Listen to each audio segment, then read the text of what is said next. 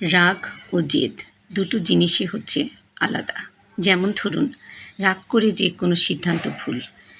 হুট করে রাগের মাথায় কোনো সিদ্ধান্ত নেবেন না। যখন খুব খুশি থাকবেন, অতি আবেগে কাউকে কমিটমেন্ট করে ফেলবেন না।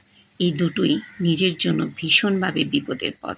যখন কেউ বুঝে ফেলবে আপনি রাগ করে সিদ্ধান্ত নেন, সহজেই রাগ হয়ে যান, তখন আপনাকে রাগিয়ে দিবে যাতে আপনি সব ছেড়ে দিয়ে চলে যাবেন বা ওই কাজ করা বন্ধ করে দিবেন, নিজেকে গুটিয়ে নেবেন।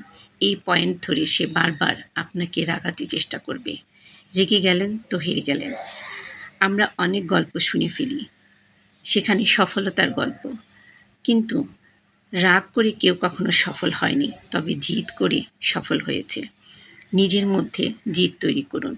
এটা ভাববেন না যে আপনি গ্রাম থেকে এসেছেন, আপনার মধ্যে কোনো স্মার্টনেস নেই, আপনি পারবেন না বা আপনাকে দিয়ে হবে না। অবশ্যই হবে। আপনি ভিতরে জিদ তৈরি করুন, তাহলেই হবে। এগিয়ে যাওয়ার জন্য যোগ্যতা ও বিনয় যথেষ্ট। জিদ করে কাজে বেশি ফোকাস করুন। এতে লাভ শুধু আপনার নিজের। অন্তত আশেপাশের মানুষগুলো ভালো থাকবে।